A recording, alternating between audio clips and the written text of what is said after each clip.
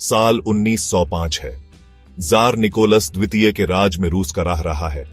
लोग नाखुश हैं, परेशान हैं। मजदूर बहुत बुरी हालत में काम करने को मजबूर हैं। किसान, जिनकी गरीबी और बदहाली की कोई सीमा नहीं है, जमीन के सुधार के लिए तरस रहे हैं। चारों तरफ ऐसा लग रहा है जैसे कुछ बड़ा होने वाला है। इसी उथल पुथल के बीच एक नेक दिल पुजारी गॉर्गी गैपोन सामने आते हैं। गरीबों के मसीहा गैपोन उनकी तकलीफों, उनके बेहतर कल की उम्मीदों को आवाज देते हैं। वह एक शांतिपूर्ण अर्जी की कल्पना करते हैं, सीधे जार से अपील।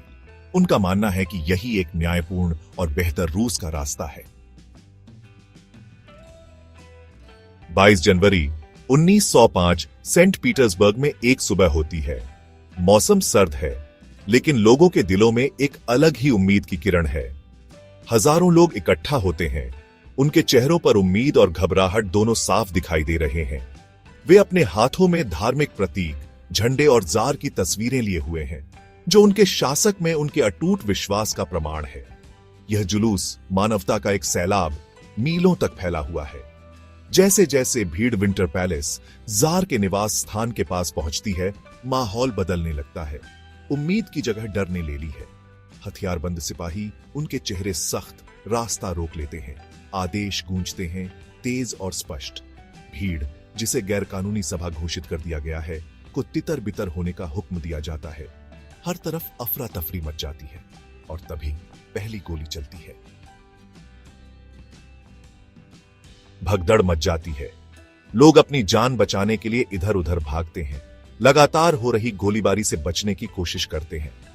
बर्फ बेकसूरों के खून से लाल हो जाती है। जब धुआं छंटता है तो उस दिन की असली भयावहता सामने आती है। कई लोग मर चुके हैं, सैकड़ों घायल हैं। खूनी रविवार, जैसा कि इसे हमेशा के लिए जाना जाएगा, इतिहास के पन्नों पर एक काला धब्बा बन जाता है। यह नरसंहार पूरे रूस और उसके बाहर तक लोगों को झकझोर कर रख देता है। जार, जिसे कभी एक दयालु पिता तुल्य माना जाता था, अब उसे निकोलस द ब्लडी कहा जाता है। शासक और शासित के बीच का नाजुक रिश्ता टूट जाता है। खूनी रविवार की घटनाओं ने अशांति की आग भड़का दी, जिससे रूस क्रांति के कगार पर आ गया। खूनी रविवार रूसी इतिहास में एक महत्वपूर्ण मोड़ साबित होता है। यह जारशाही शासन की क्रूरता को उजागर करता है और क्रांति की लपटों को हवा देता है। इसके बाद हड़तालें पूरे देश को पंगु बना देती हैं। नौसेना में विद्रोह हो जाता है। जार अभूतपूर्व दबाव का सामना करते हुए अक्टूबर घोषणा पत्र जारी करता है, जिसमें नागरिक स्वतंत्रता और एक विधानसभा डोमा का वादा किया गया है। हालांकि ये रियायतें जनता को अस्थायी रूप से शांत कर देती हैं, लेकिन खूनी रविवार की यादें ताजा रहती हैं। उस भयानक दिन की घटनाएं लोगों की शक्ति और बदलाव की तत्काल आवश्यकता की याद दिलाती है।